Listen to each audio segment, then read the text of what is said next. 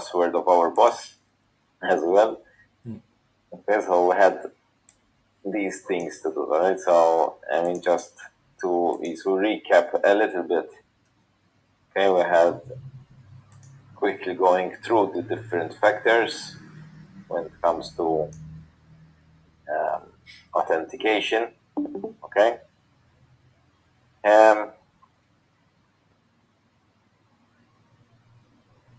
Something that you are, something that you have, something that you don't. Okay, then we had discussed a bit this password policy, if you recall. Okay, we did this exercise of the boss's password, and then we talked about these types, which remember is very important that in our exams you always mention them. When we've got these types of questions, it's important that we always mention these four. It's fine to mention others, but at least these four must always be included, right? I guess the one of the chocolate. Talked about some phishing, right? Some scams. I'm just skimming through quickly. Okay, and then we mentioned this. I think this was the last thing that we did, was the number of passwords. If I'm not mistaken, this was the last thing that we talked about, right? Where we did a simple calculation that depending on the combinations of the number of characters and what characters I am able to use, we can get different possible number of passwords, right? Which is very important because even for various reasons, for our own self, so that we know in terms of security how safe something is, but also keeping in mind the company policy that we had started the day with, right? So all these are tied together. And in fact, we had done some small examples. Also, we took into consideration, for example, a hacker, in our case, who worked with 10,000 passwords per second. Okay. So if we have a hacker who's able to try 10,000 passwords per second, how long will such a hacker take to complete? And we work these out in terms of timings. Okay. Now, this was the maximum. So when we talk, for example, here we're talking about a 6-character password with using all the combinations of the keyboard.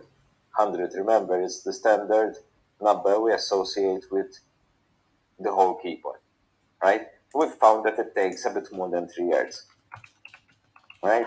So 6 characters is still not recommended by the standards of today.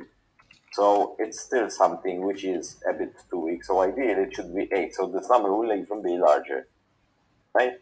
The only thing that we had finished off with, correct me if I'm wrong, I believe that it was after here that we arrived, after these sums that we arrived, right? The last thing that we need to sort of refresh a little bit is the wording of the question in our exam.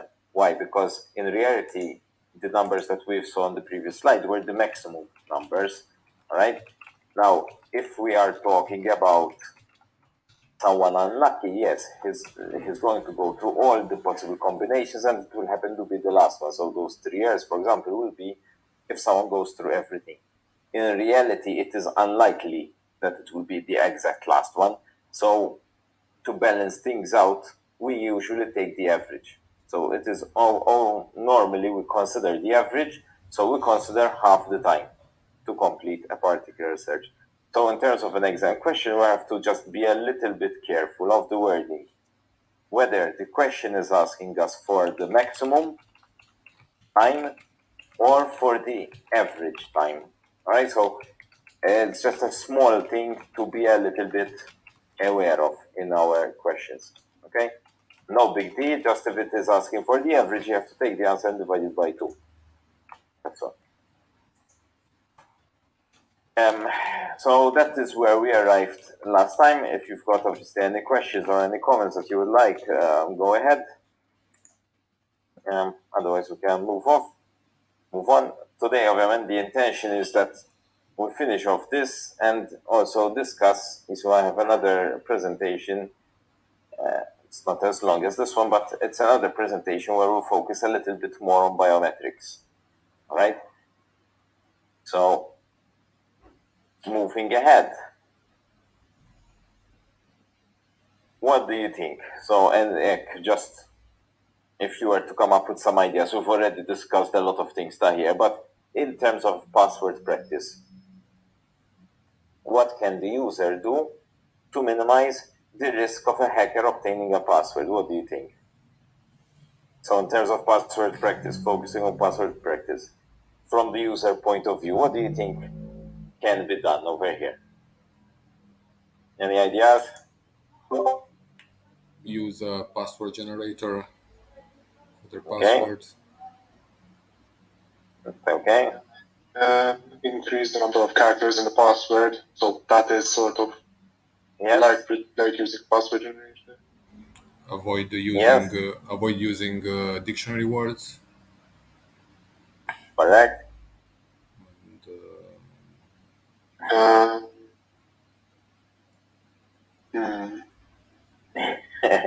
using I mean, introduce symbols and numbers. okay, yes, and, mixing of the alphanumeric thing, yeah. yeah, upper and lower cases. Yep. And, Good. If a lot of these things are things that we've already discussed, all right? Just by looking at a list, it is by no means a comprehensive list.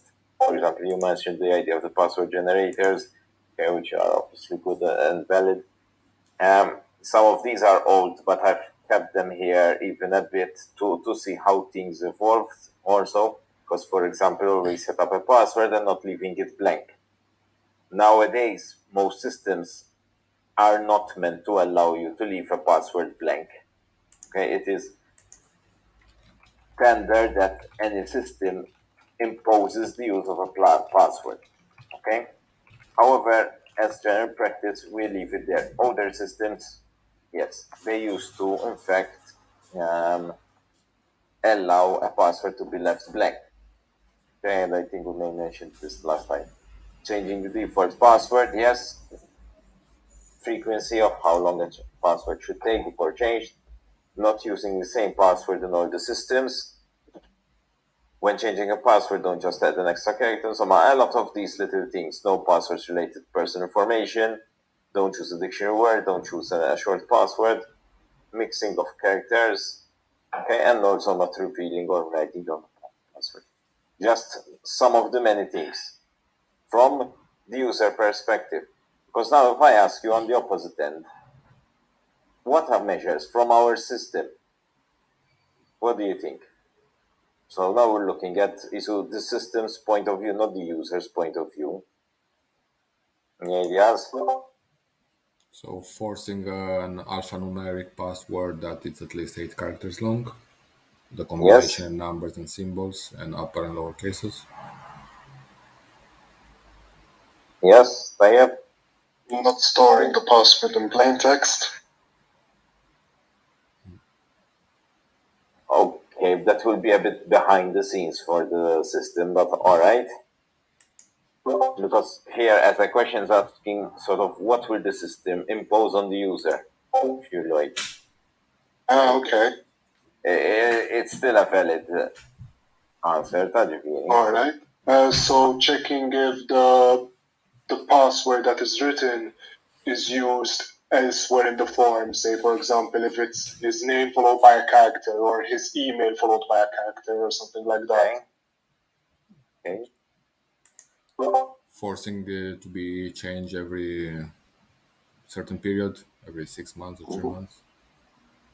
Yes. Okay. Again, there are many things, many nice sort of factors that can be included. All right, this is just some of them. The first two, until the first three, the first three are were more associated with older systems. So again, nowadays we're not meant, at least in terms of what we preach, we're not meant to find these situations. Okay, so insisting a user creates a password, providing users with default passwords, which are then required to be changed, right? Even nowadays, most of the systems, once you log in the first time, you are asked to change your default password. You give a default password, which is usually randomly generated by the IT department, right? But then you are asked to change it as soon as you log in, right? What else? Frequency, checking against dictionary and rejecting weak passwords, right? In alphanumeric. So what maybe we didn't mention, right, was the fact that we can limit the number of attempts, okay, before blocking you out. So certain systems, well, in the majority of systems, they do this, right? And also informing users of unsuccessful or successful attempts. It can work both ways. This last point, usually the internet banking tend to do it. You know, if you've ever taken notice, you see, and there will be written last successful attempt was, and it tells you this, and it gives you a date stamp when you did your last successful attempt to that particular internet banking, right? So it is handy, especially so that like that you would know if there are other people who are attempting to, you know, figure out your password or go into your system. Tab. So moving on a little bit, okay, we can talk a little bit about the password file and about some other small things, general things related to passwords here. Somehow, somewhere in any operating system we have, there is some form of password file. It goes without saying, all right? In the case of Windows, traditionally it was found over there, okay, which means that, first of all, it is not something which is concealed, it is public knowledge. So people can try to access it. Okay, so it is quite sensitive to attack. All right. Looking at it conceptually, obviously, it is important that this is well protected by whatever means it is. Right. Now, this is just, again, a high-level concept. Right. How can we protect it? In fact, there are two important ways. We can use encryption or access control. And in fact, yes, we should use both. All right. So we should limit who has access to that area. Right. Plus, at the same time, put in encryption. So those are ways of how we can protect something which is as sensitive as this. Right. Now, if we look at the password file, this would be encrypted using what are called one-way functions. So that means that after encryption, our file will simply be just a lot of characters which are unrecognizable. We cannot understand what there is, right? With just a lot of gibberish. So even if someone manages somehow to find and access this file, this person will not really have access to the information in it, right?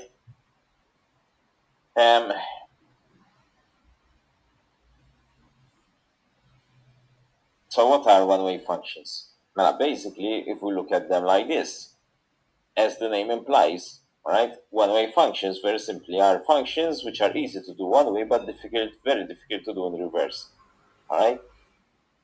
Not impossible. So we'll avoid the term impossible, but they are just very difficult to do, okay?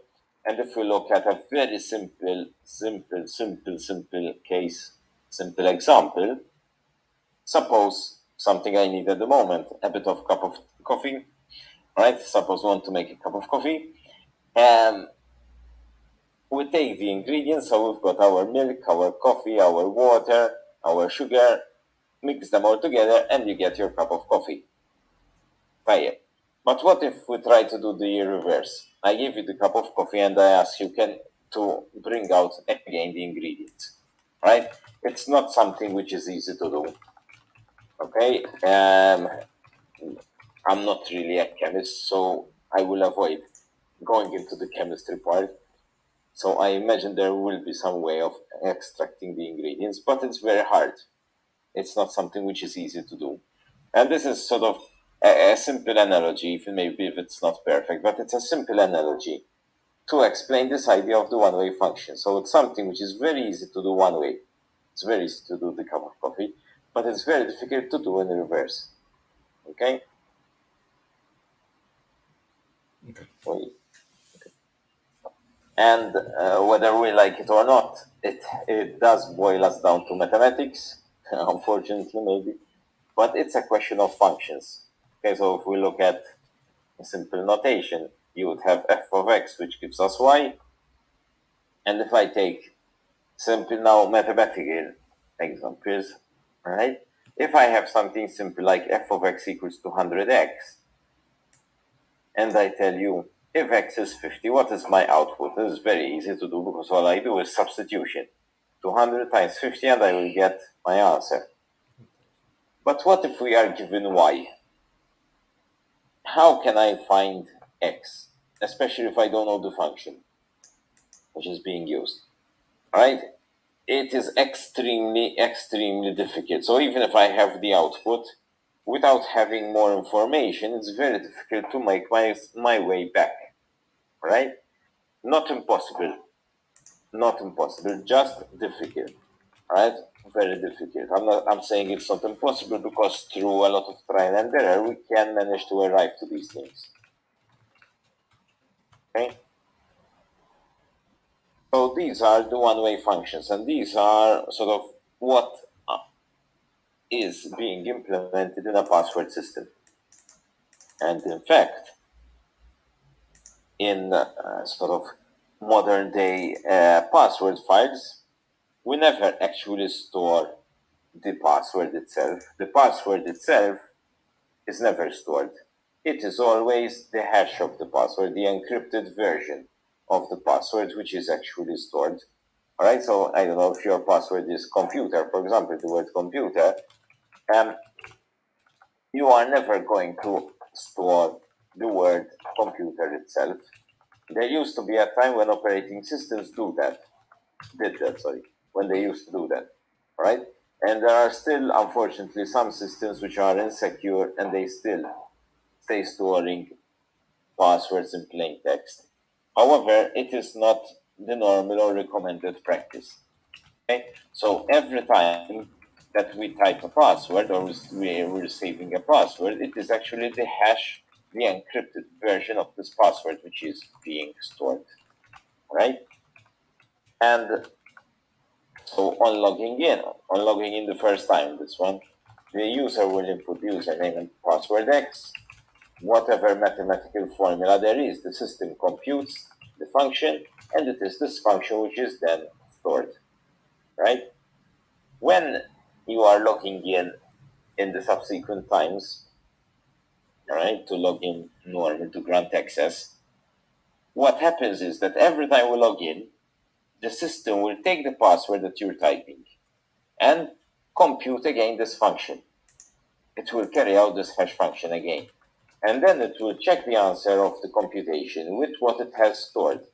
If they match, then that means that the password you just entered on login was the same as the password you originally set up in the database, right? And access is granted. If the hashes don't match, then something is wrong and the access is denied, right? So this is a simple concept how the password is, the authentication system works. Basically, it works like this, okay? What we have to keep in mind is that in fact it is not the actual password which is stored. It is never the actual password which is meant to be stored, but always an encrypted version of it.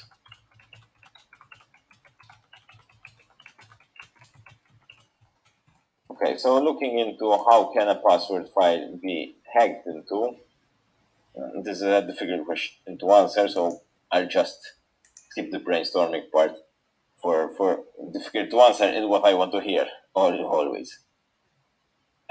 If we're attacking an encrypted file, what can happen? So the function itself may for some reason not be secretive. So obviously now, similar to that example we did with the subject of the formula, with the formula, if you know the formula and you're given y, it's easy to find x then, because now you know the formula. It turns that around. Keep in mind that a lot of things in computing in general, but even in security, are mathematical based, right? So it's easy to break through maths given enough information.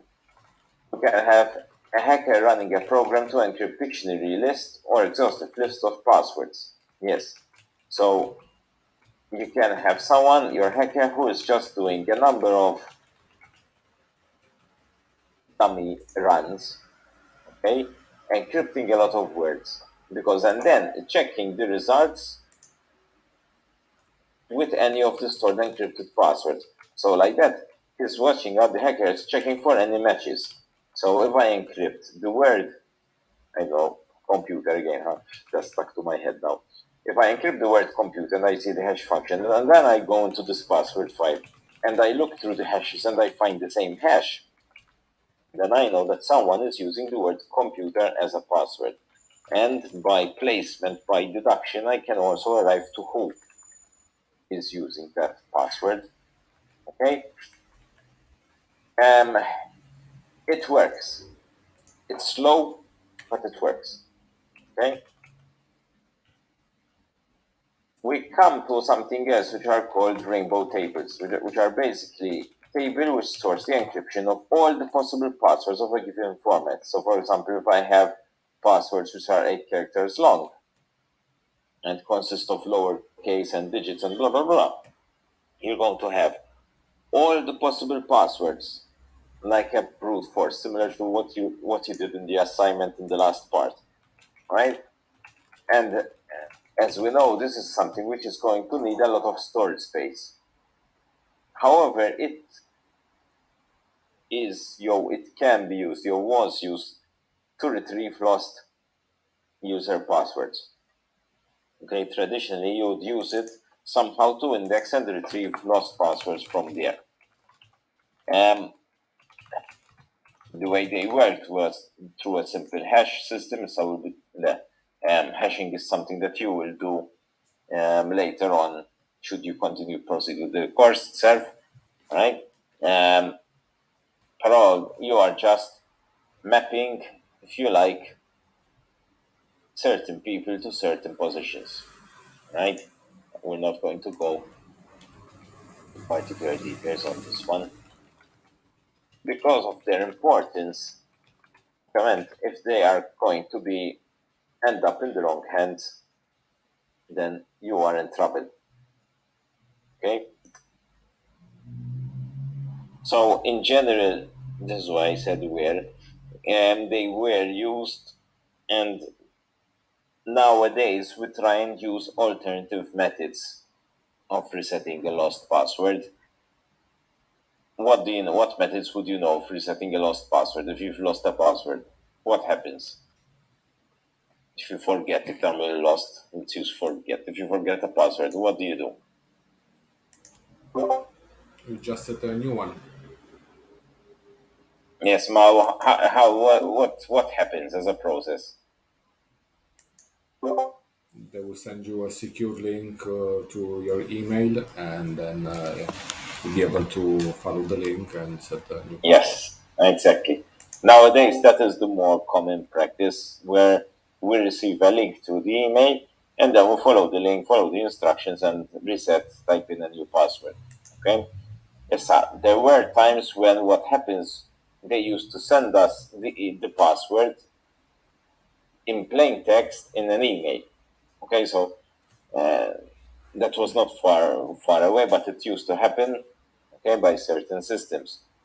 Hopefully, I don't recall seeing one recently, so hopefully we don't have this anymore. But I won't exclude it completely. Okay. So there are different methods. There are also the methods of the questions, right? When they ask, those questions, your mother's maiden name, your at your school, blah blah blah blah, which can also be used to reset a password. Nowadays, also we've got the SMSs. Okay, they can send you a code to help you reset the password. So there are more sort of methods of securing. However, it does sort of emphasize also the idea that our email, we must make sure that it is secure. Okay, so because as we had mentioned, I believe in the first lesson, if your email is compromised, you have a good chance of compromising a number of your own accounts. So it's important to protect the email well. So rainbow tables are used by the systems were used by the systems to store the passwords. I mean, Yes, the they were predominantly used as a backup to help reset lost passwords, recover lost passwords, right? I mean, rainbow tables, there's a lot to talk about rainbow tables. I was just mentioning them, but that was their main aim. Yes. Well, that brings us to another idea, which is called password sorting. Mela, we know that a username is unique. Okay, if I know my username is debrief, there is only one debrief because how otherwise the system will start mixing up if there are people with the same um, username.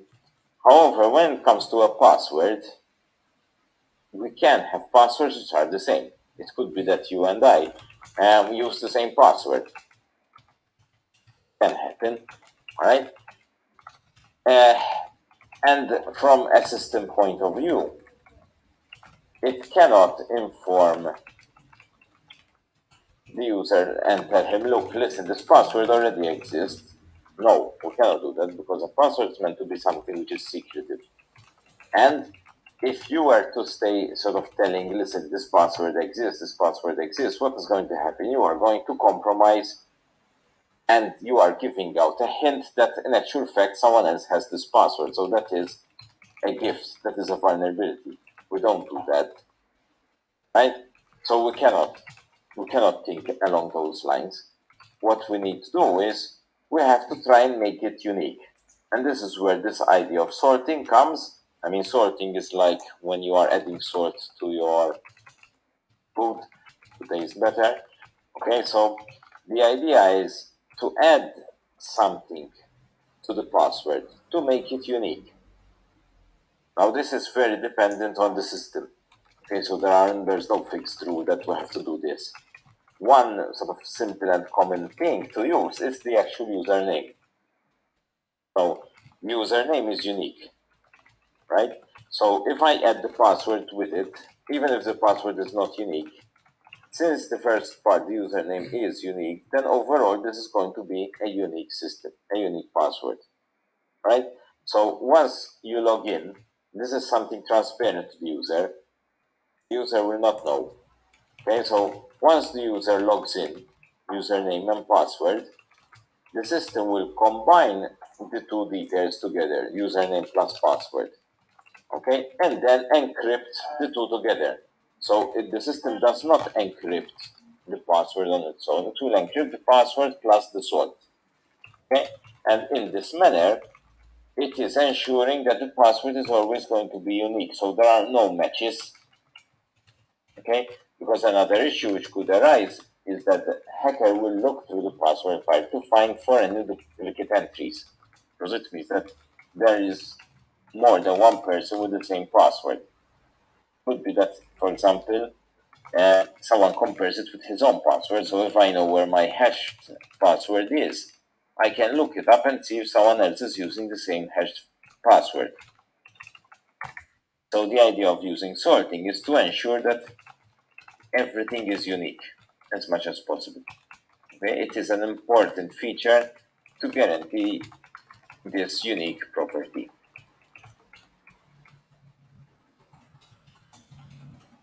This is here just as an example. It's an old operating system, so to be fair, things have changed a lot. But this we're talking about pre-XP, we're talking, around 20 years ago now. But Windows had this particular operating system, which had a number of flaws, which are very critical flaws in terms of security. First of all, you can see it's converting everything to uppercase. So you type in a password, and all of a sudden it just converts everything to uppercase. So last lesson, we were working out how important it was to mix between small and capital because we're increasing the number of possibilities. And here they had an operating system which just automatically chopped this concept in half and just converted everything to uppercase. That was already one problem. The second issue was that when it had long passwords, they were split into chunks. All right? And if you have one password which is 8 character long, and you split it into two passwords of 4 characters, these are going to be much, much weaker than one which is 8 character long. Right? So in terms of security, this was a very big downgrade. And also, it did not have any sorting. As a concept, it didn't include the idea of sorting. Right? In the next chapter, in fact, we'll talk about Unix as an operating system. When we're doing access control, we'll talk about Unix. And Unix was a completely different story. To be fair, this was not an era where the internet was still dominant. It was still rising. It was still on the rise over here. Okay, so security was still not in demand as it is in today. However, still, when we look back at the history and compare, for example, Windows with Unix, right, there's a very big difference in the mentality. And Windows were responsive to the idea of security. Okay, they had to respond because there was this need, as opposed to Unix, where from day one they always started with security. They were very security conscious. Everything was well ingrained in their method of working. I mean, Windows had this sort of security by obscurity because nobody had the source code. In Unix, it wasn't the case. Mm-hmm. Yes. That affects ukoll. FM nowadays, they're quite good. Among their group. Among their groups, so that I don't complain only. They've come a long way. They've come a long way. But it is fascinating. I mean, Unix-based systems were always much more secure than these. I mean, it's a question of progress ukoll from their end.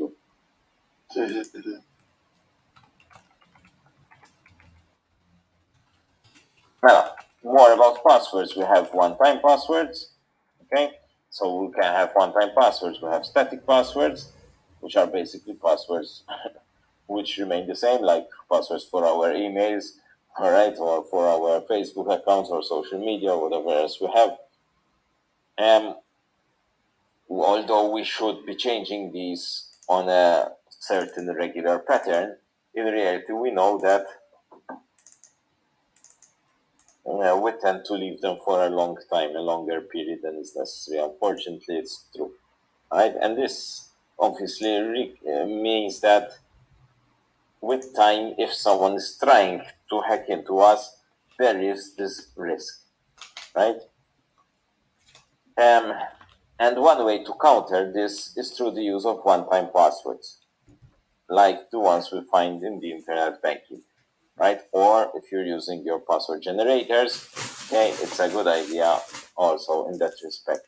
So one-time passwords, you would have some form of algorithm which is being generated, right, to create this password for that particular occasion. Now, in the case of the banking, right, they would have a particular algorithm. From the little I know, because in the case of the banks, for obvious reasons, they don't really divulge a lot of information on their algorithms. But it's a question of a timestamp plus some details from the customer. which they combine it to give us that security code, right? It's that little token device that we have, these, right? They do not communicate, contrary to a lot of belief that exists. They do not communicate with the bank. All right, there is no transmission with to and from the bank. It doesn't work like that. It's impossible that it works from this little thing. All right, especially if you go abroad, for example. I mean, if you take it with you abroad, it will still work. It's not going to be communicating with your local bank across the globe. No, this is just a number generator. Okay, these are just numbers generators. However, they are programmed in such a way that what happens is the same generation occurs in the server of the bank and on these token rings, okay, these token devices. The number which is generated, as I said, will depend on an algorithm, for example, combining the date stamps with your account details, your account number, your client and customer number, your own registering number. That depends on the bank, but and they form a number. And this number is generated on both ends, on the server side plus on your device. Okay? And you will have a small time window. There's a small time window when, in fact, the same number keeps on getting generated. But that's only for a few minutes. Okay? And then you enter this number. If it matches with what the server generated, you are granted access. If not, unlucky you stuck out. So this is the idea behind these one-time password systems, all right? Obviously this is just one type. There are other types of generators.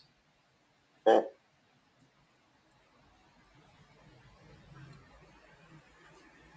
So we have many methods, in fact, of authentication.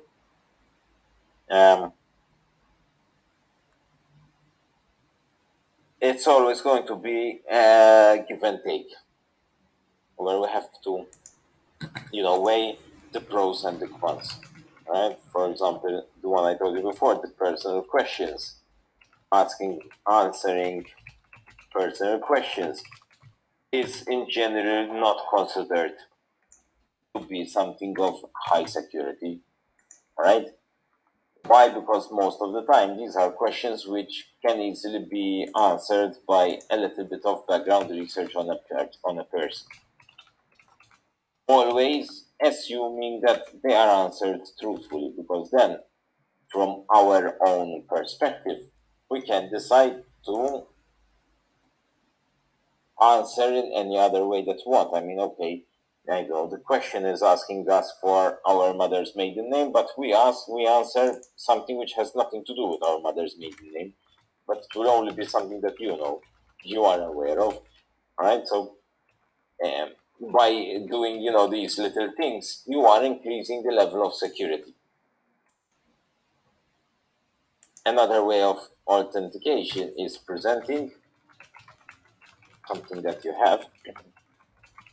Okay, for example, someone asks, it's not uncommon that we are asked, for example, to send a scan of our passport or of our identity card or something, depending on the site that you use. You can be asked to do this, right? It is another method. Yes, it is used in certain places. Yes, it does have its limitations. Okay, I need to do it once, it's fine. To do it more than once, it may not be practical. Plus, there's also the problem, the risk of it being stolen or copied, right? So, especially since we're dealing with something which is purely software, hardware. And then we get to something like this, right? So, biometrics, we get to biometrics now. I'm going to shift totally on biometrics now. Which again are a different mean authenticating a person. Where do you use some biometrics somewhere?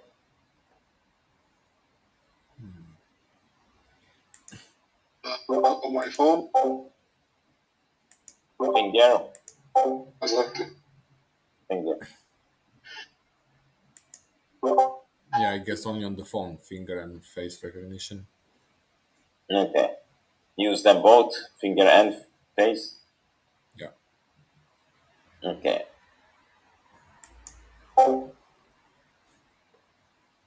And you don't have at work anything else? You don't use them at work or no? No. Yeah, Well, we only use face recognition for the timestamps coming in and out. That's the only thing. okay, that's an interesting punching system. I used to have in the NHS. We used to have the cards, like personal cards, and they would give you access Okay. only to certain areas where you were allowed to get in. Hmm.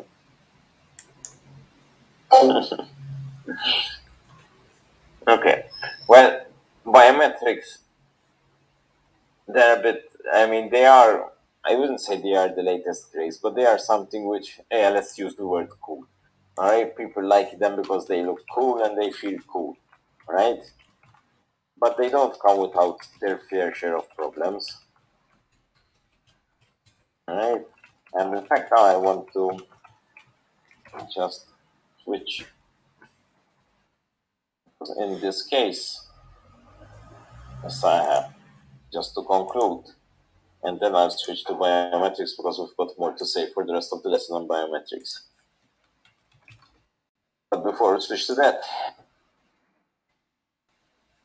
as in any other situation, but here we consider two ways of failing. So it could be that we accept someone who is not meant to come, all right, which implies that we've got a security system which is too weak, or else we could have a security system which is too high, okay, which is too strong, and we reject authorized users, right? So either way, it is not ideal. Okay, and this also ties in with um, the company policy we had talked about last lesson, right? Where it was too frequent to change those passwords every 2 weeks, right? So this was just to conclude a bit this section. Now, and that in fact will bring us, as I said, two more on biometrics. Okay, because biometrics, let's say they are a bit of a trend. I mean, before I used the word cool, and yes, they are trendy, right? But they are not new. Okay, it's good to keep in mind that biometrics by no means are something which is new. It is not a new technology, although we have different biometrics and different ways of implementing them, right, which pop up here and there. However, biometrics per se, they've been around for many, many decades. Okay, so they have been developed quite a while ago, right, the whole use of this, right?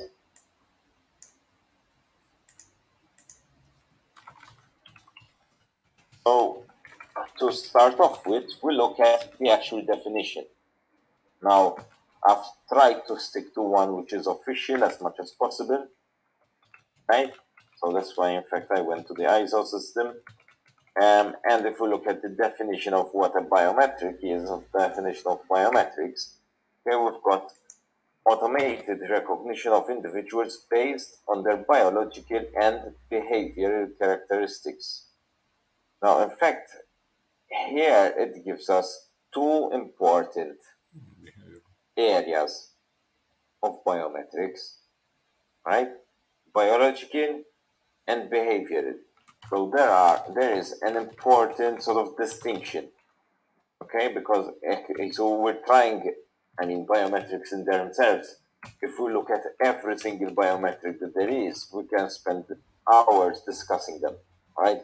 Biometrics is a very, very wide field. the aim now here is that at least we have a little bit more insight into what they are. Okay? What biometrics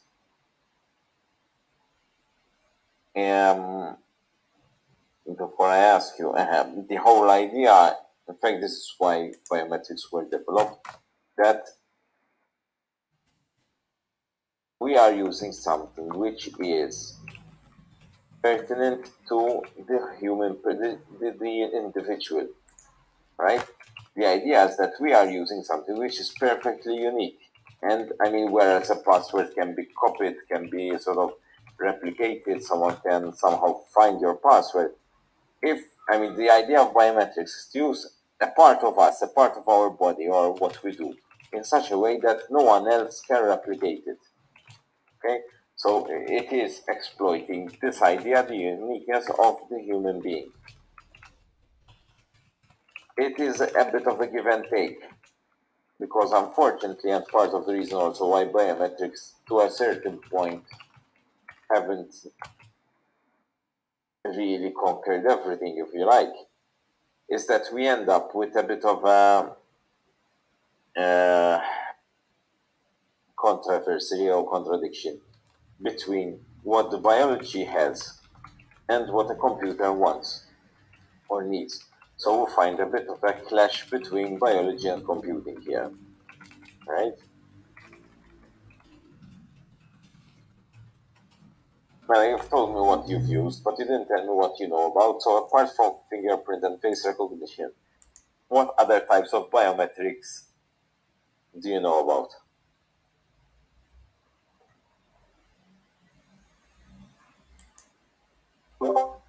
Retina scans, Mhm, voice recognition, and mhm, palm scan, the whole hand maybe scan. mhm, In the field of fingerprint recognition, there's also palm recognition. mhm. Yes, there is in fact quite a comprehensive list. All right, there is quite a comprehensive list. Um, where is it? Here it is. And in fact, over here, I'm splitting them because in the definition we mentioned, you have the biological part and the behavioral part, right?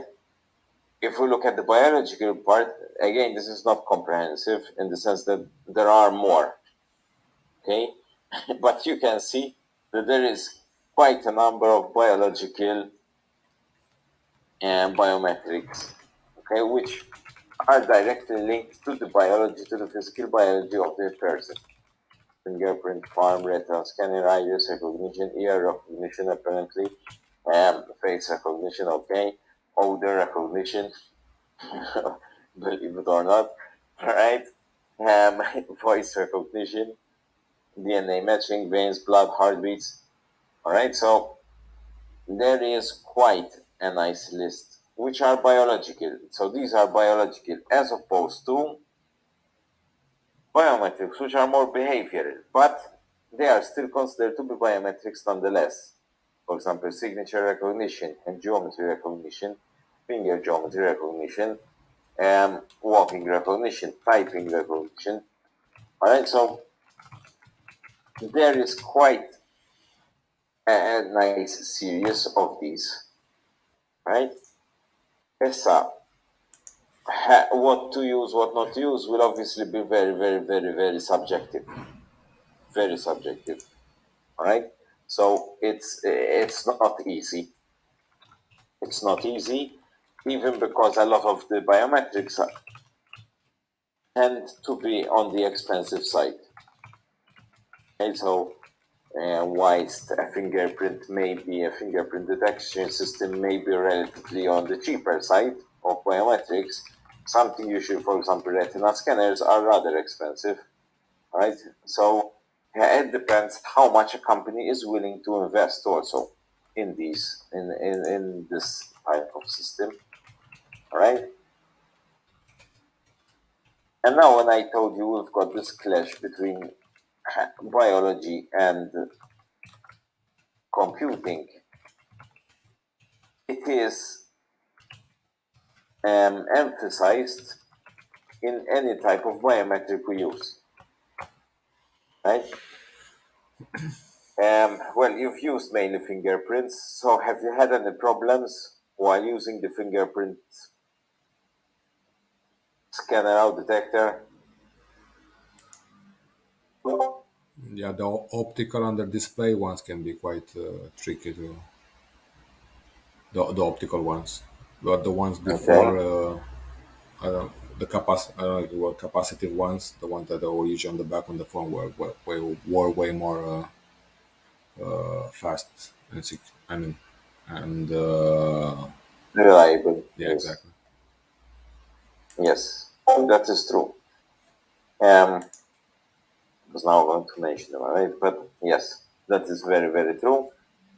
Um, just to present some statistics, because I always like to present some statistics, right? So this will also tie in with what technology is popular, because if I know Apple like to use the face recognition, okay, so Apple are pushing and have pushed a lot the face recognition, the face ID, all right. So you can see part of the reason why there is quite a big market share, right? Fingerprint, surprisingly enough, fingerprint will be the highest. Is not the highest. This is just for general purpose. In terms of areas, we find them in a number of areas. Financial, okay, all right, but there are quite a number of different areas where we find biometrics. So again, biometrics are not sort of limited only to the finger on our mobile, on our tablets or laptops, right? So it does go beyond it. In certain places, they do require biometrics as part of the way certain staff members access certain areas, right? Yes, sir. It's also subjective on how safe you feel with the biometrics, okay? In the sense that, um,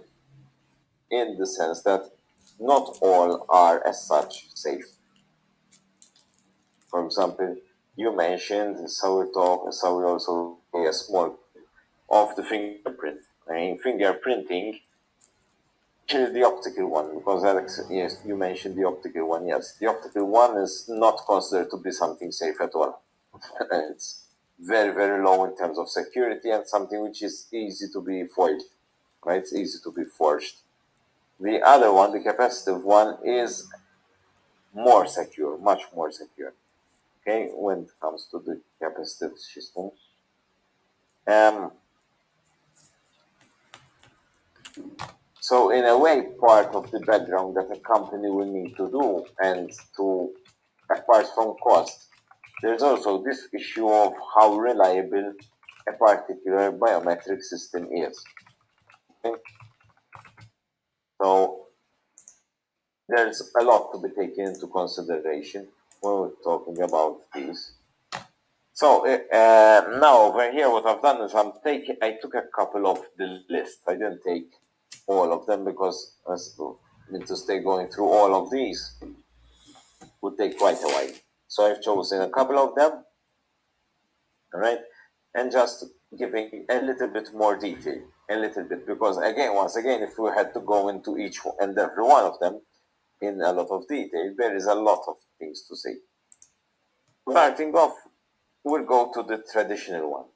Can I ask you what do you mean when the computer is not what I mean? There's we need to find a middle way between what the computer wants and what the biometrics provide. What do you Yes. mean by that? The thing is that we've got this a bit of a conflict. For a computer works in this discrete levels, digital levels, whereas biology is very analog. So there are a lot of different variations. Computer, it works in steps. This, right? Which creates a lot of gray areas for us in biology. Now let's take some simple cases. For example, the fingerprints. Okay, because now we'll go we'll look at them and we'll see a little bit of more examples.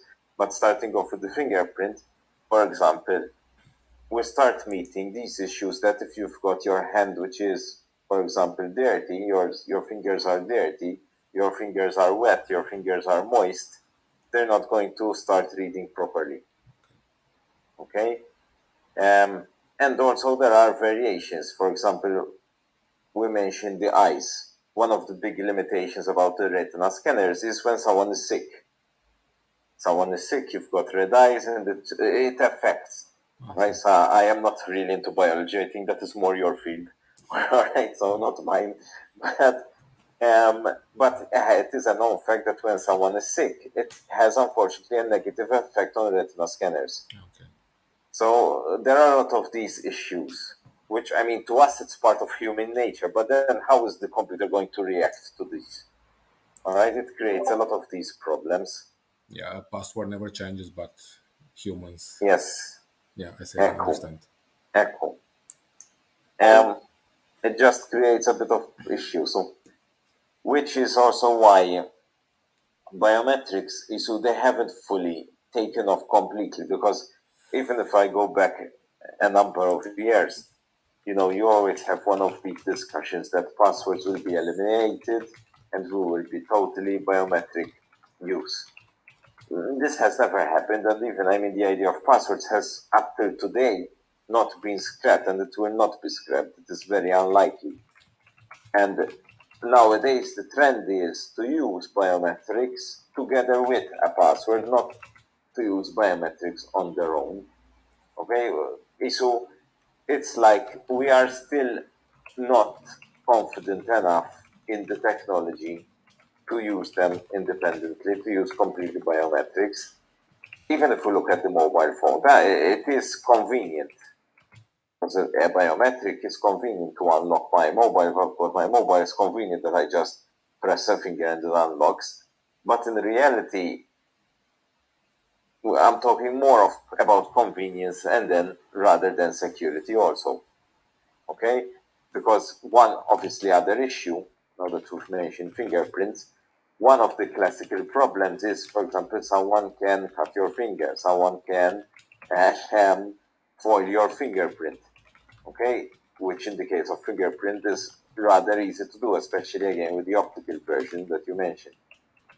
Right? So again, there are a lot of these issues, which come into play over here. I need. Give me 1 minute, please. I just need to get the charger of my laptop because No worries. my battery is going down. I'm coming. No worries.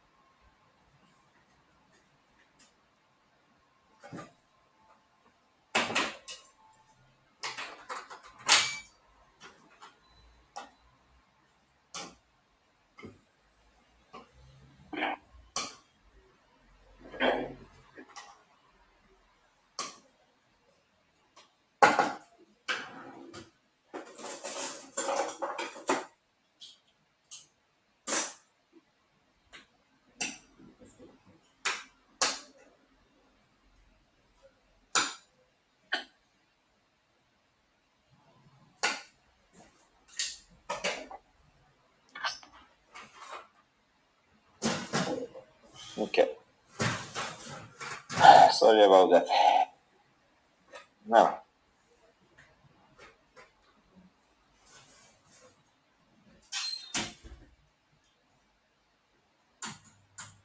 nice fingerprints.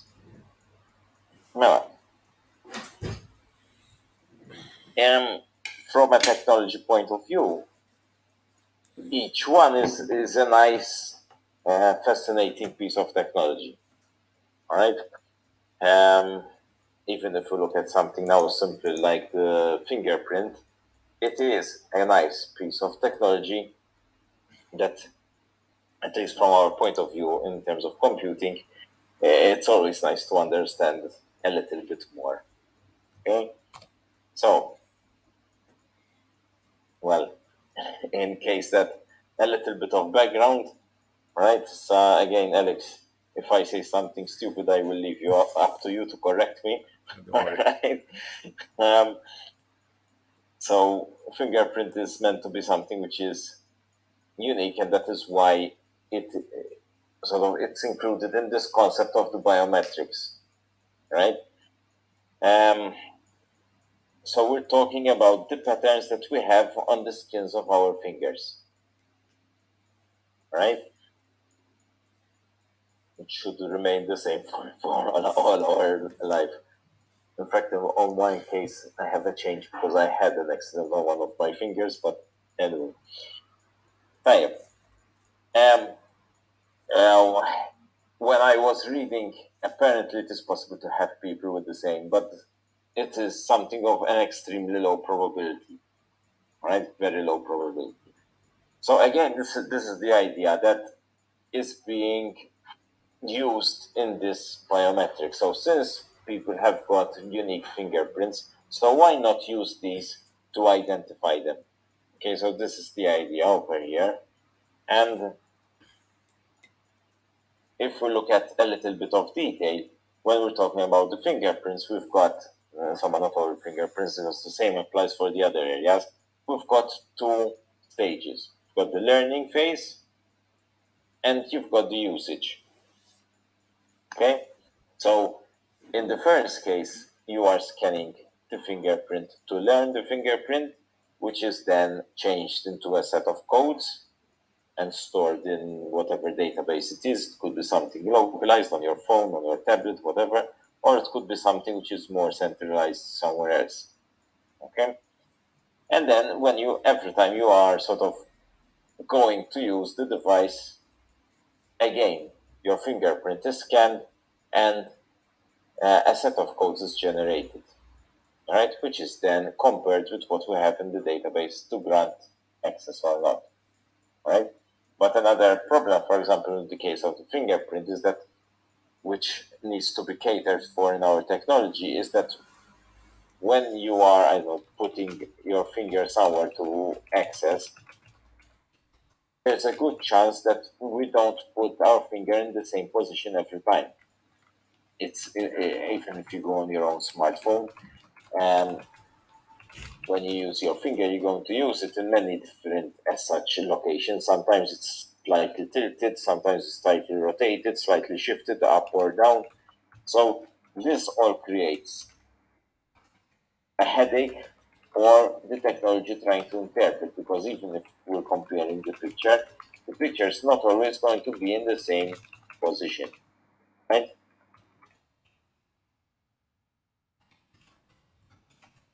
I always forget how to read this word. Minutiae, I think it's called something like this. I'm not exactly into it, but you can find it, don't worry. Mela, the idea is in fingerprint, when we're talking, because now we're talking about forensics here, all right? When we're talking about forensics, the idea is to find patterns.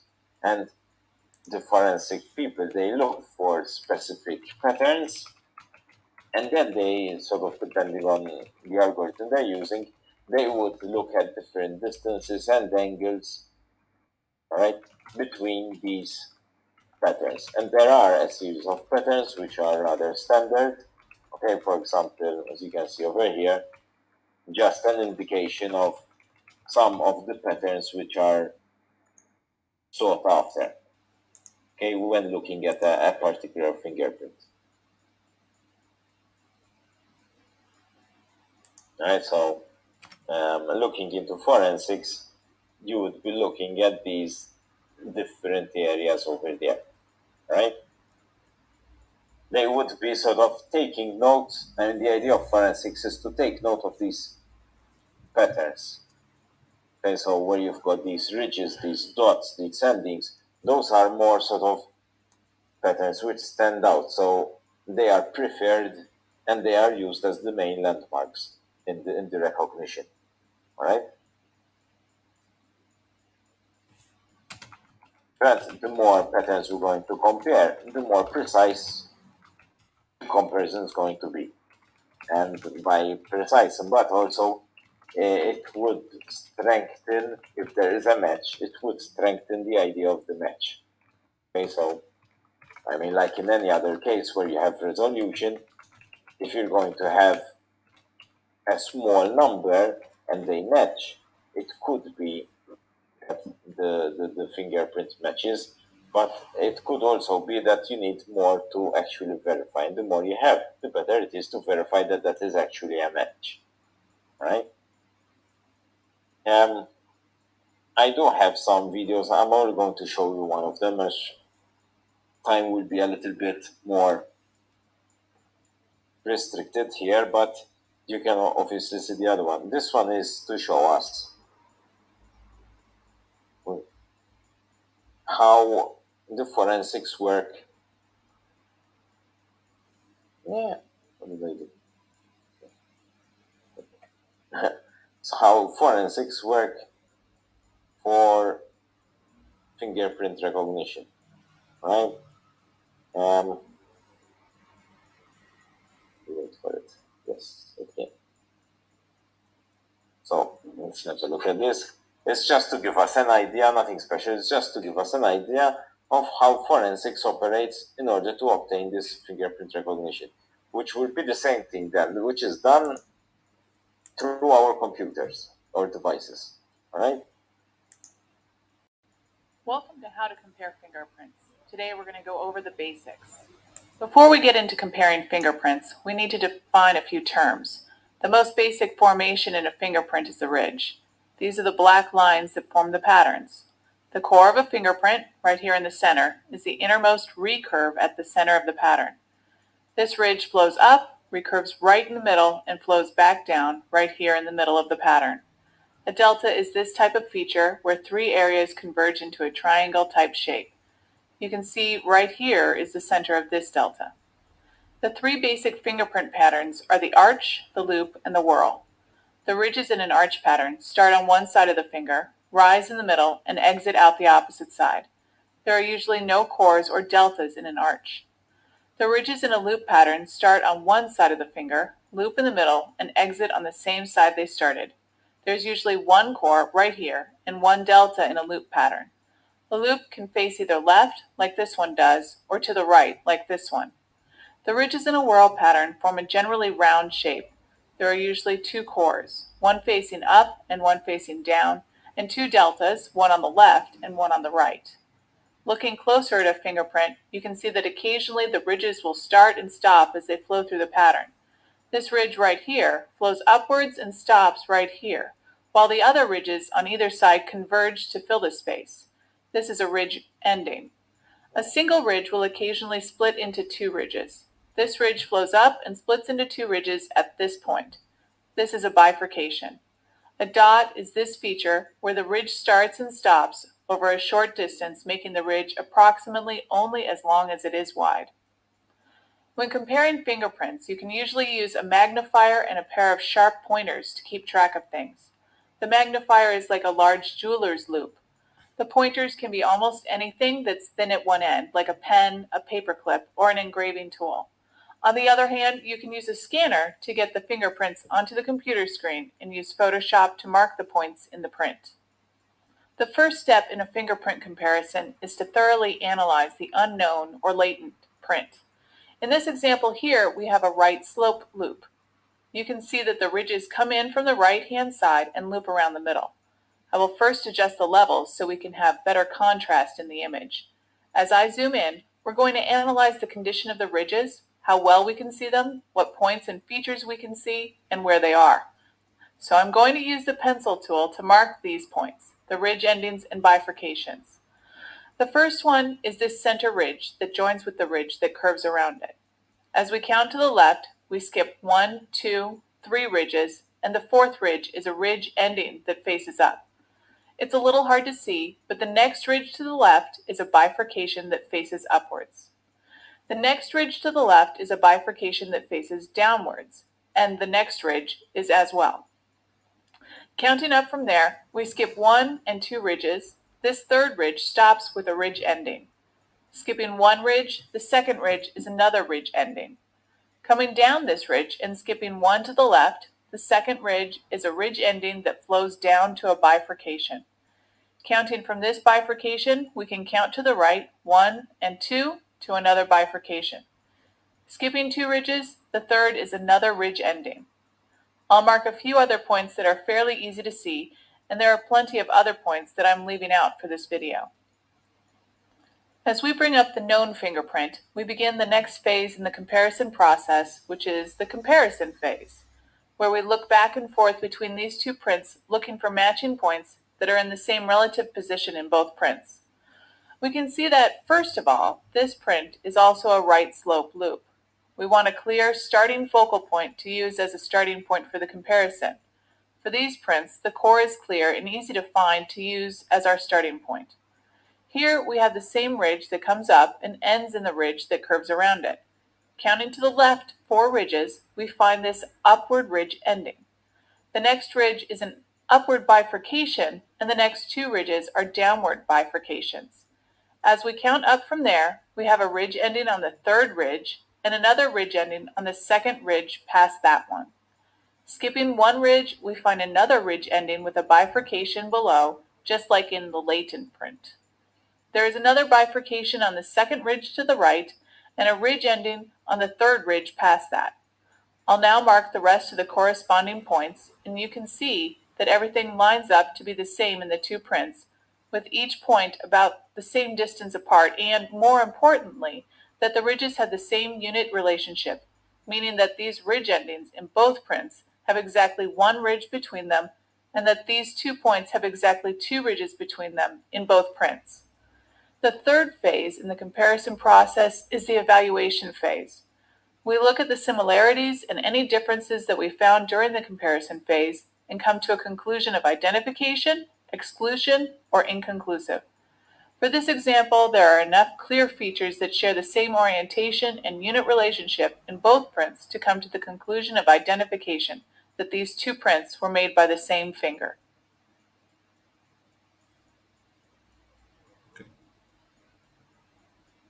So that was just to show us a little bit the forensic aspect. Okay? Now the program, and in fact the other video, but now you can but see it separately, is just someone explaining the same thing, but from a point of view of the algorithm, right? But this is basically what is being done. You've got this pattern recognition looking for these little dots, right? Let me just switch again.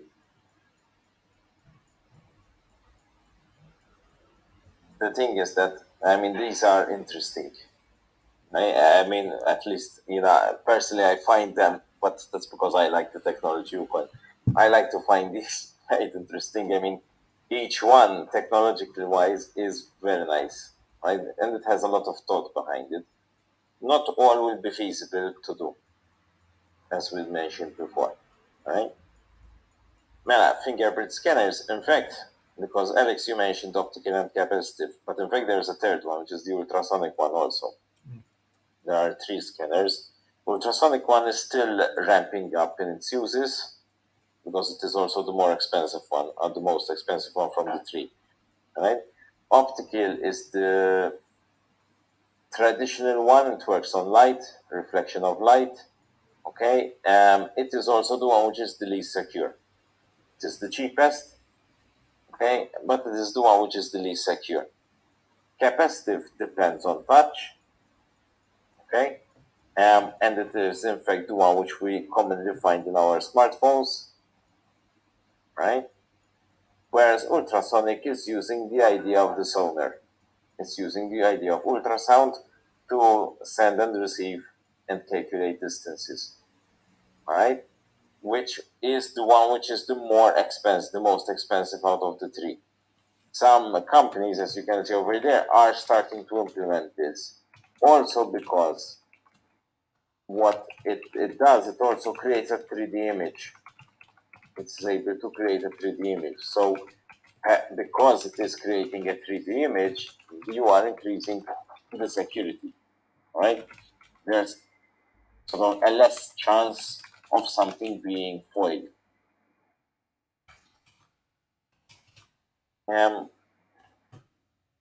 Just a quick look, I mean, nothing special. So this is just a bit of graphics, nothing special. But in the case of the optical scanner, we are depending on light which is reflected. So this would be up here, would be our skin.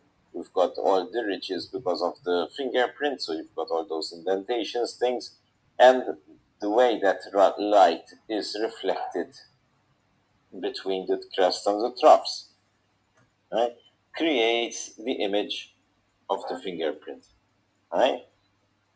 So this would be the optical one. In the case of the capacitive scanners, we've got, again, difference in capacitance between levels. So if you have your skin over here, depending whether you're on this part or on this part, the ridge or the valley, you would have a different amount of capacitance which is being sensed. Now, I mean, appreciate that we're talking about something which is very minute. Okay, these are very, very small distances that we're talking about. Obviously, you can see your own fingers. Okay, but that is the technology behind it. And ultrasonic, we've got something similar where you've got ultrasonic waves which are transmitted, and then you've got the echo, similar to the sonar concept, okay, and to the ultrasound that you use in medicine, obviously. You've got this idea on a very small scale because you have to read it on the finger. So it's something which is rather precise. It could be also the reason for its cost and also for its sort of lack of implementation so far. Right?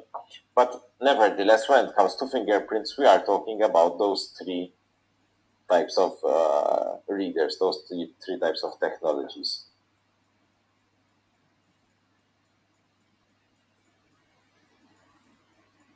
Yes, limitations.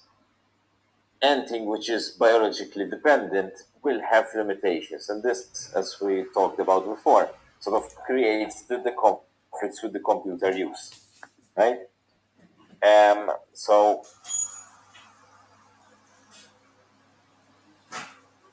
it depends on the conditions of the wind of the fingers. Yes, things like moisture, for example, the capacitive system, the capacitive readers are very susceptible to moisture. I mean, even recently when we had all that rain, sometimes you go to use your smartphone and it doesn't read because your fingers will be moist, your fingers will be even wet, but not necessarily wet, even if they're just moist. Okay, then the reading will not be as accurate, it will not pick it up. Okay, yeah? So there are these issues with fingers or fingers. You can have an accident even if you've got a scratch or a cut on your finger.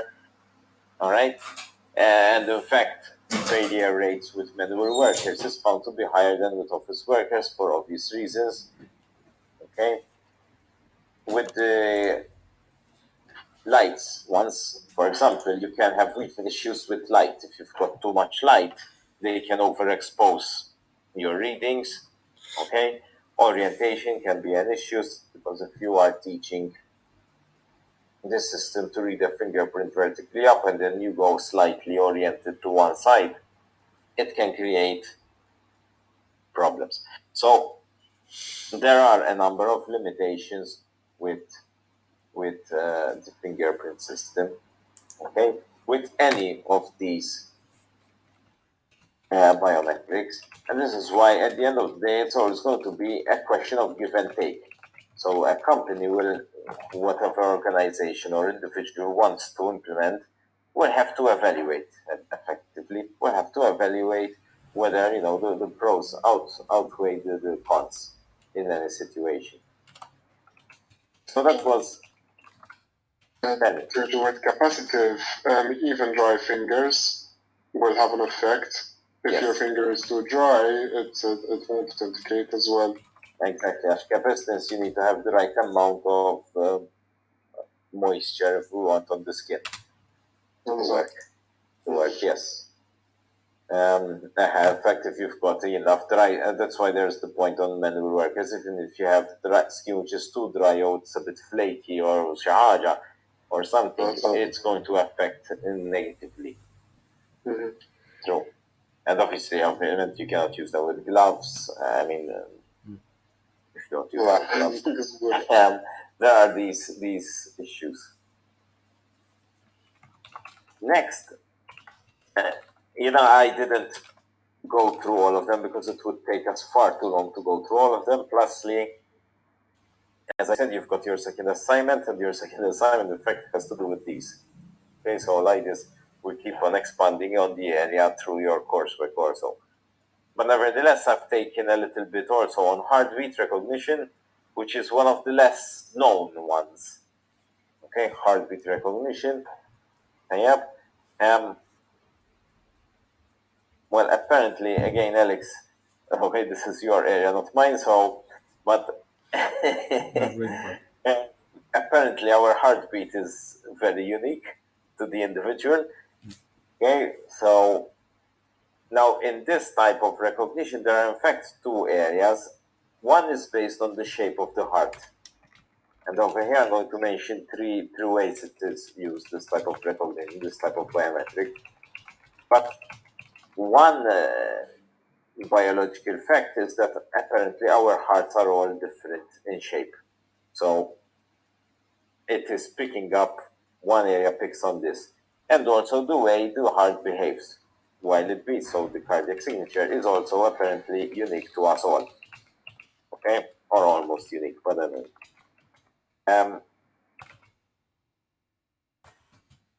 So here we've got again the two areas, biological, the shape of the heart, and behavior, functioning of the heart. Right? And so that doesn't mean that we're using both, because in fact I'm going to mention three different ways that this type of biometric is used, and they don't use always both of them. Okay, this I feel a bit ridiculous explaining it to Alex, but we need the ECG here. Right? I mean, here now I think is where you can come in and start explaining a little bit for us. No, but these biometrics have to do with the patterns of the ECG, which is basically the electrical activity and rhythms of the heart. Okay, so we're studying these patterns. So,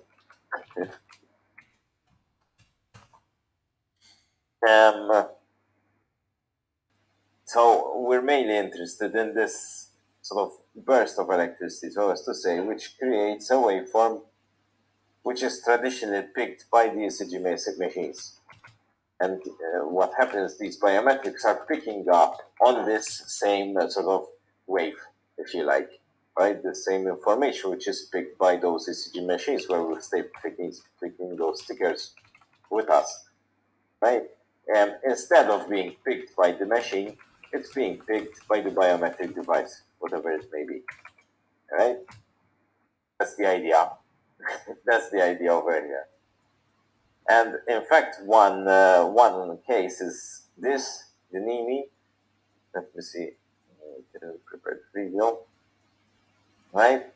Which is a small wearable device, which basically it's like one of these handheld wristwatches, fitness things, which is used to detect the ECG beat, okay? Which is used to detect the heartbeat. It's not just detecting, I don't know, it doesn't just detect because I mean, if you have one of these fitness things record your heartbeat, but some of these types of wearables that we're talking about would record the pattern of the heartbeat, not actually just the heart rate, right? And so it takes it a bit of a notch higher. Now, let's see if the video runs.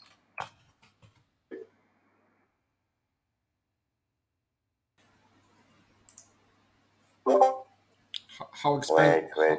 How expensive is one of these devices? Sorry? How much does one of these devices can cost? Not terribly. Offhand, I don't remember. I've seen it, but I don't remember. I don't remember if there's in the clip. It's not so expensive, as in a lot of hundreds. Um, I will have to look it up to tell you. Because I now, don't like remember. the bands like this cost like 20, 30 euros. Even like It's not that cheap, but it's not more. It's not very expensive. If I'm not mistaken, it was under 100. But um, let me. I know for sure that the Apple Watch can do ECG, but that's like in the 500 mark. But it doesn't No. use ECG to authenticate, it just uses ECG No. to just give. Yes, as at the Apple, in fact, it's mentioned, but it doesn't, as you're saying, it doesn't use authentication. This one is on purposely designed for authentication, right? So it's taking it a step beyond. It's a bit Yes. more. It's a bit more simpler in other parts of the watch, but more complicated in the actual authentication part. Yeah. Okay, as that. Plus, the Apple, you always pay a lot for Apple, so. Yeah. So There's that as well. there's always that factor. Mela, let's see this. It's a very short clip. Okay, about this. That instantly recognizable sound, unique to all of us. Imagine using your heartbeat as a passcode for your phone, computer, even your car. A Toronto-based company demonstrates its new technology.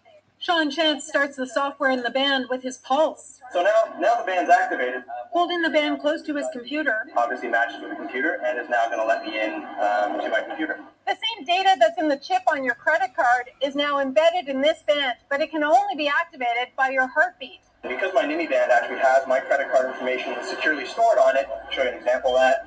There you go. So I've just made a payment. Chance says it's secure. Why should people leave it? Well, I mean, we don't store any kind of biometric database. So in order to try to compromise anything, someone would have to have your heartbeat, your NIMI band, and your smartphone, which is a very secure multi-factor system. We'll say connect. I tried it, but it hadn't been set up with my heartbeat. But the NIMI band recognized that you're not me. A world first. An early adopter of wearable technology, Tom Emmerich is excited about the potential, but says there's a lot that needs to be overcome. They've just recently moved wearables to the trough of disillusionment. It is moving along that maturity curve, and what that means is that we're now expecting to see a lot of wearable failures and a lot of wearable successes. Right now, the band is part of a pilot project. About 100 people at TD Canada Trust will try them out. I think it's more just about understanding the use patterns, and if there's any snags, any things that users are finding difficult. The company plans for a wider release that also depends on a receptive public in the future. Stephanie Matisse, CBC News, Toronto.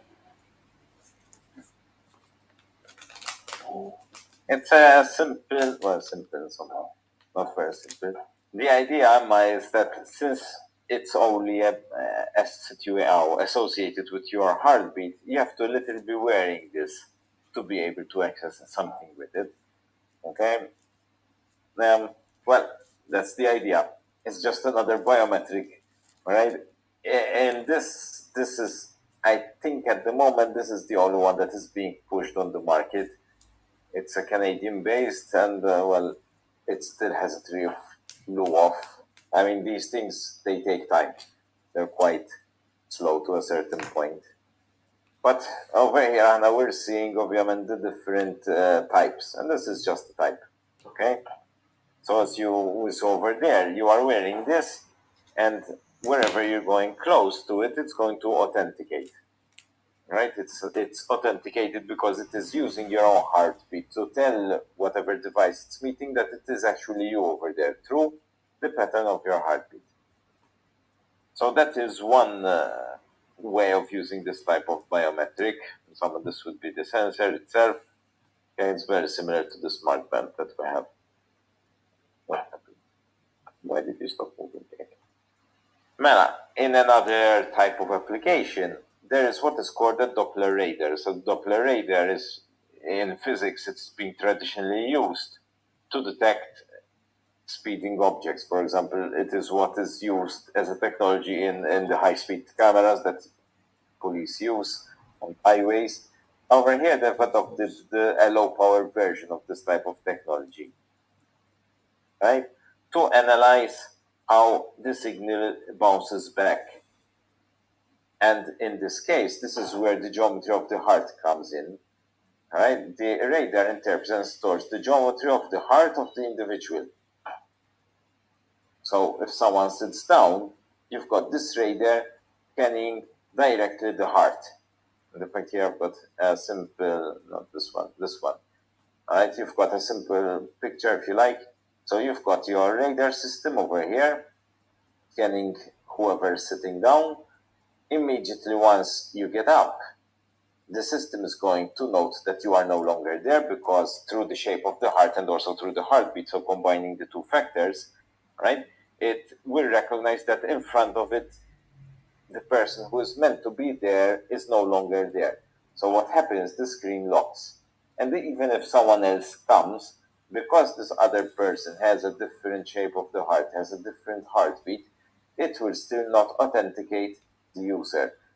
Okay, so in this way, the idea of leaving, a computer unattended without being locked is sort of eliminated, sort of sorted, because automatically, as soon as you get up from your seat, it will lock the PC for you. And it will only unlock it if you are in front of it, otherwise it will not unlock. So it's just another form of authentication system. Now the thing is, with some of these biometrics, they've only stopped or gone as far as the experimental stage. Okay, so we have to keep that also into consideration.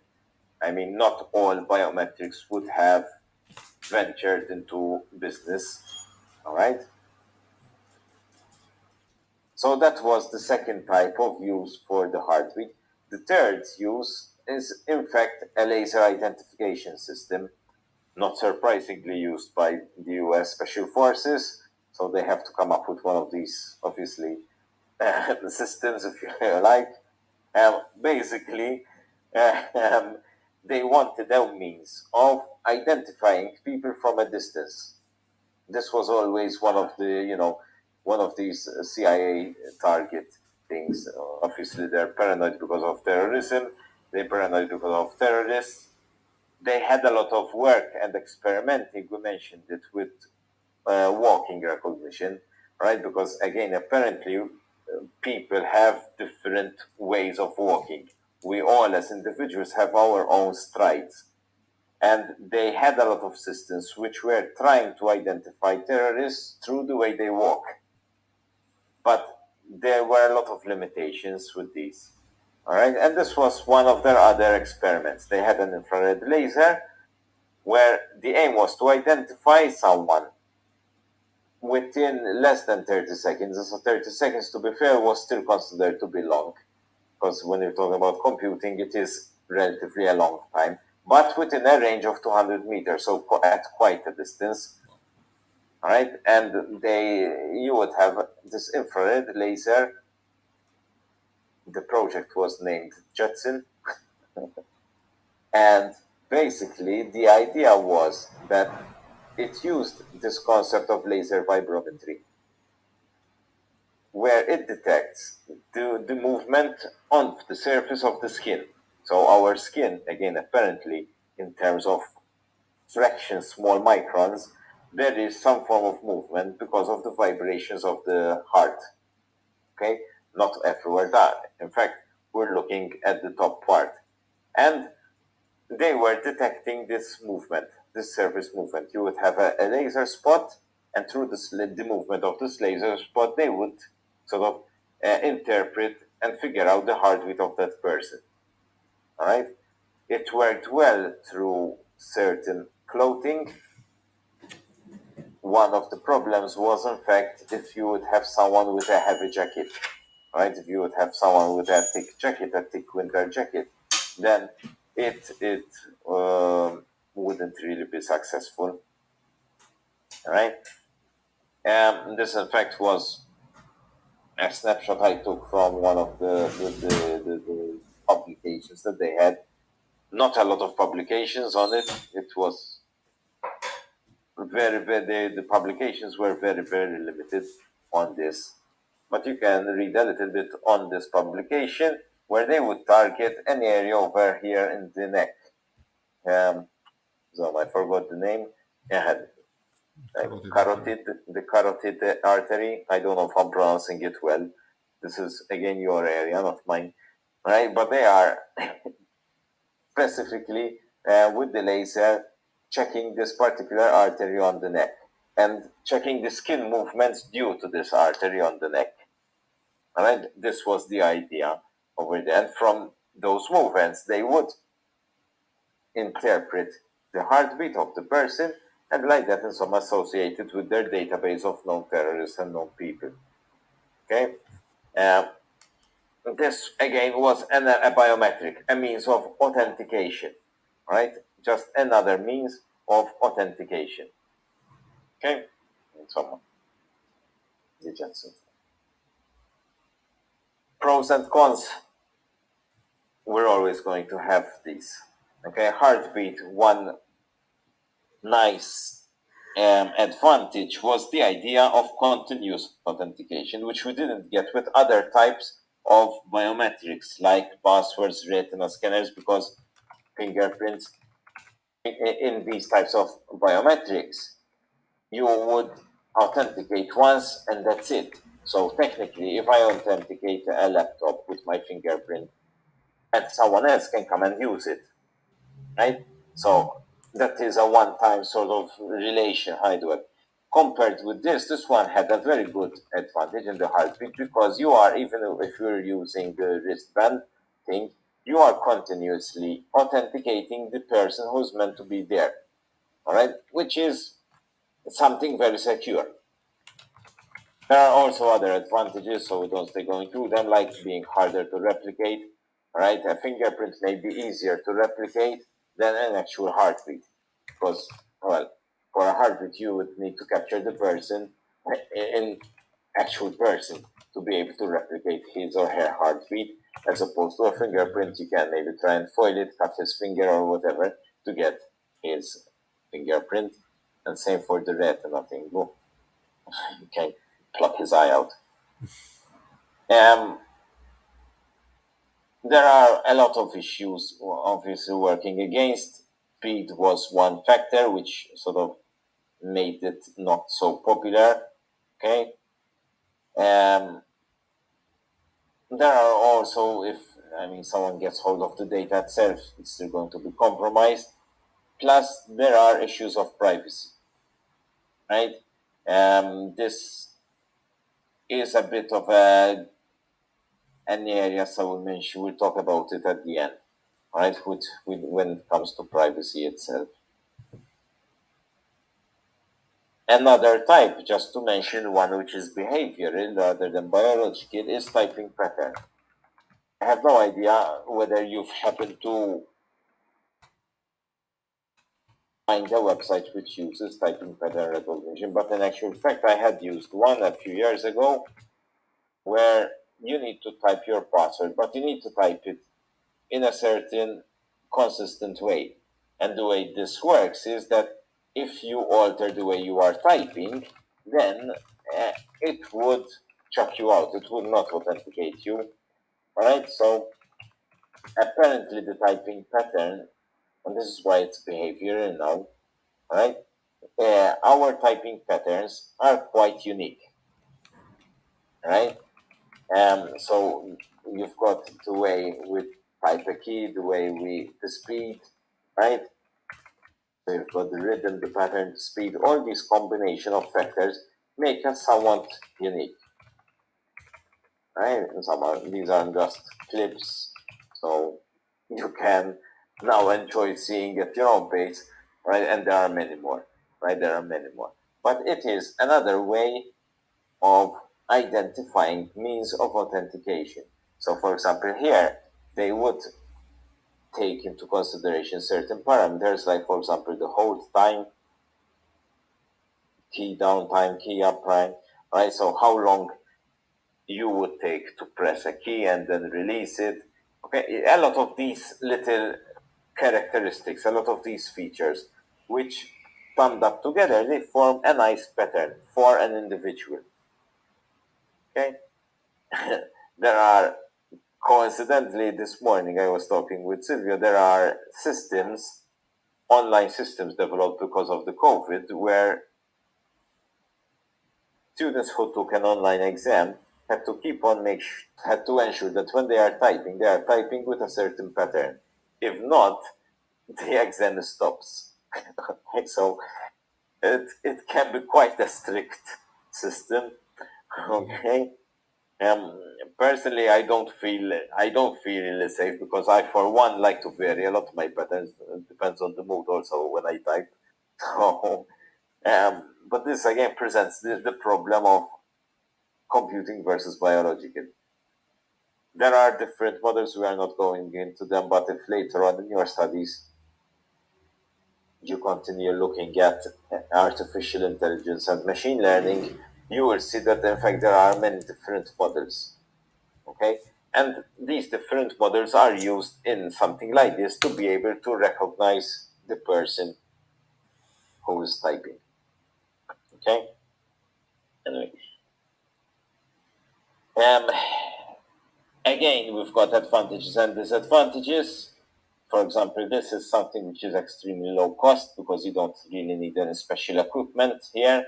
It is also unobtrusive in the sense that there's nothing extra while the person is typing in his password. You are just checking at the same time. You're adding an extra layer of security at the same time, right?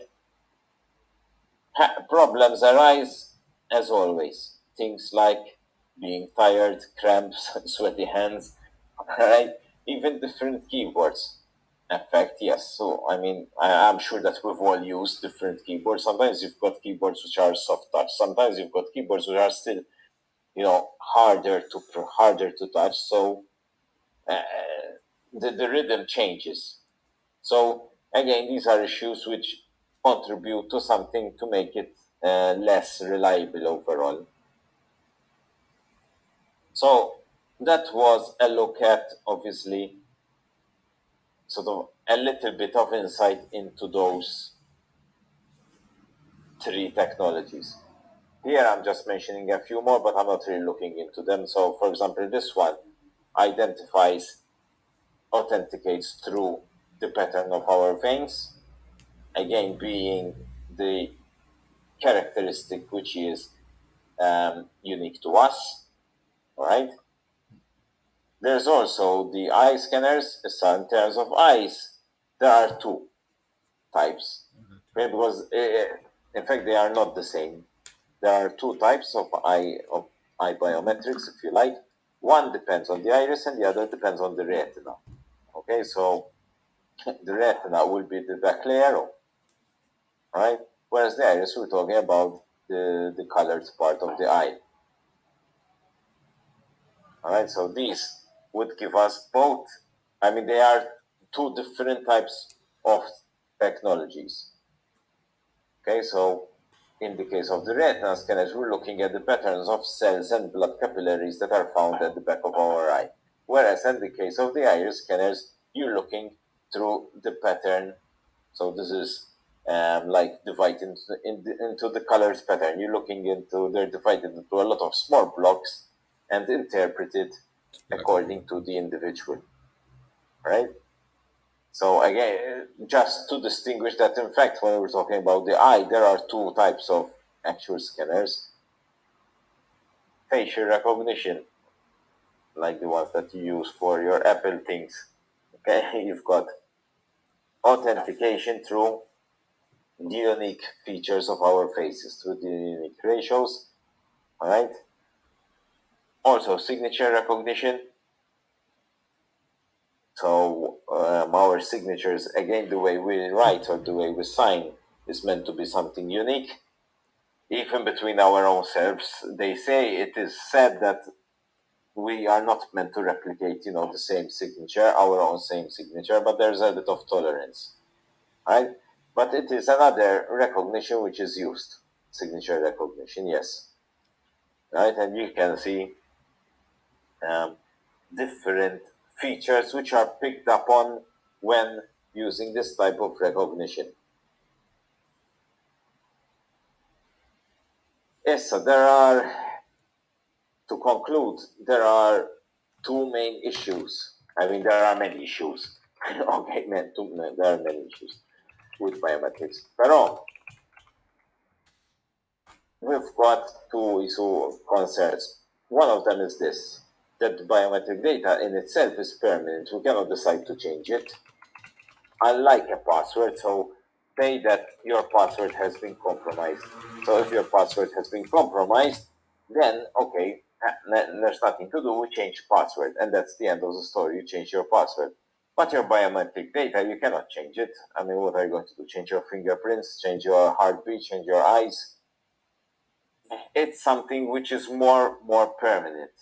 So obviously, there is a higher risk if such a data is stolen, because the risk is that if, biometric data is stolen and dumped on the dark web, it's going to remain there for all your life. There's no way it's going to be removed. Okay, and I mean, you would have to somehow alter something in your own self to be able to change this. So that in itself is already one very big problem. Okay, and then there's also this issue of privacy, which is probably a big part of the reason why biometrics have sort of always kept withheld backwards, right? Because there is a lot of concern about governments using this technology to survey people. Okay, so there's a lot of privacy and invasion of privacy over here, which arises with these concerns, especially again in Europe. Europe, obviously, in the EU, not in the EU, but in Europe in general, there's always more worry about privacy than maybe other countries, right? And in fact, there is a lot of talk about actually banning biometric surveillance, right? Because if we go through the other extreme, where you have America, which really sort of like this a lot. Okay, for example, in America, you've got CCTV systems which are constantly surveying people, even running around the roads and picking on some form of recognition, like walking recognition or whatever, to try and identify people who are creating trouble. Okay, yes, so this is a very subjective topic, right? Some people may find in favor of this type of surveillance, other people find it very intrusive. Okay, and as you can see, there are quite issues on this. So these are really two main issues which come to the rise up in some my case. I cannot find the words at the moment. And when we are discussing biometrics, okay, apart from other limitations, but if we're looking at something topical, these two issues, right, are very hot at the moment. Even this idea of permanent data, it is contradicting the GDPR concept, where you've got data which is stored for a finite amount of time, right?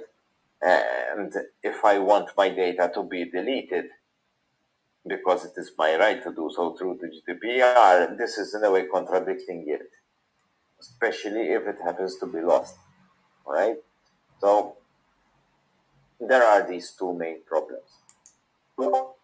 In the case And of, for example, facial recognition for cell phones, is the data stored on the phone or on the server? For example, I use a Huawei phone, and there's been a lot of discussion in America, and that's why they there wanted has to been a ban. lot of discussion, even in the case especially of Apple, who have been using it. They say the data is stored only on the phone, but they do send something somewhere, but they tend to push a lot that data is localized. However, they still say that there are some codes or something which is sent to a centralized area. So I don't believe it is 100% completely on the phone, but this will be my view, my opinion, more than anything else.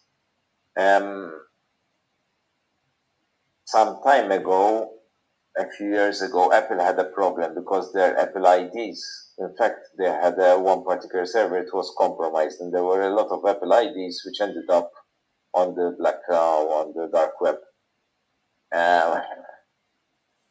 So you always have to be careful. At the moment, if you're going to ask the companies, they're going to tell you that everything is localized. So it's meant to reassure you. On the other hand, as far as I know, but I don't use Apple, so I'm not an Apple user, as far as I know, but through their cloud system, you can use the login on different devices, which would mean that somehow the login information is being shared. So, But for Face ID, as far as I know, just for fingerprint Touch IDs. So yeah, if anything, your fingerprints are technically not being the shared. face, not the Or, face ID. no, not their face. But I mean, Okay. even the fingerprint, in that case, it would be shared, or rather, its hash would be. Yes. As I said, when I've read articles about Apple, they've always claimed to be localized. So whether they say what they say it to cover their, their behinds. Mm. Yes. The idea is that, as far as I know, in my case, I will have my fingerprint somewhere running around. At most, I will have to cut one of my fingers out. Okay. Biometrics, they're very nice technology.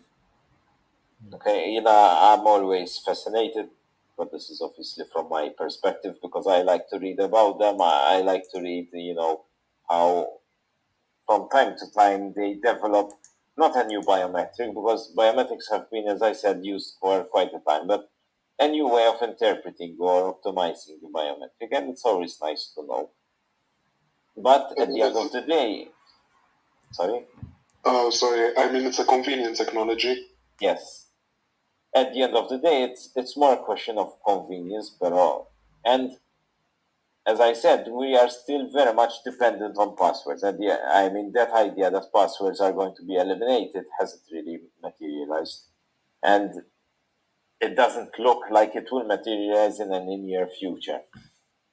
Okay, we're still sort of feel safer behind the password concept than something else. No, something. Okay. That's all we have for today. We can go to eat and sleep finally. Okay, so as I told you, my plan is that next week I will be issuing the second piece of coursework. I will message you, all right? So I will send you a message probably on Discord or email or something. Okay, and then when it comes to lessons, in the next lessons that we have to deal with access control, which is the other part of what we have in terms of material. All right? Sure. I want to ask you. That's all. Can I ask you just a Sorry? Can I ask you just a quick questions about the coursework that we had to do? Tell me. So it was to generate a list of all the possible passwords, but I so the password generated that I downloaded created a TXT file, 16 gig of Which was huge. yes, 16 gigabyte. Yes, I know. That actually I tried to open and it just my computer froze. Crashed. Okay. So I had no way to paste it on but I just linked the software, the piece of software that I used. I don't know Okay. All right. how I was supposed to copy all those passwords. No, it was. It would have been nice to see them all, but no, it wasn't possible to do. So, if you put in a sample or something, it would have been enough. Okay, I can Right. So because there is a way of just splitting it by by the initials. So if it does all the passwords that start with A, all the passwords that start with B, all the passwords that start with a number, but still those files are still 400 megabyte minimum long. yes, So I don't which know. goes. I don't know. No, if for my end, if you show me what you did, it should be enough. If you put in a small sample, it would also be enough. Ah, All right. I didn't do that. Okay, so I have a look and see what you did, Tony. I just put the link, and there's just a small password generator. You put how many Okay. characters you need, and it just Mm. spits out a list of passwords. It does goes to show, but at least like this, you've seen firsthand the number of passwords, how big this thing is, and for something which is not very secure, because the one in the assignment is not really secure. It's only 6 characters, digits, and small letters. So we're not really talking about something big. Yeah, but yeah, even with 10 attempts and limited time is not enough. No, the 10 attempts, I haven't checked, all right, but it would So, be almost impossible for someone to find it. so, It would so, be so can you tell us now very. what was the password? I'll tell you when I correct them. Okay. I'll tell you later. Okay, Okay. okay. Right. Thank you so much. Anything? Sarah, can I ask you a question? I don't know if you can tell us, but do you know or when the timetable for the exams might be coming out? Because I have an issue with work, and it's been sort of aching me to know at least when it's coming out, so that I'll be able to sort. We don't have a date, but it should be. I mean, we're working on it. All right. So Okay. hopefully, it will not be so long before the timetable will be issued. It is on our list because this week Charles was still deciding, and he still has to tell us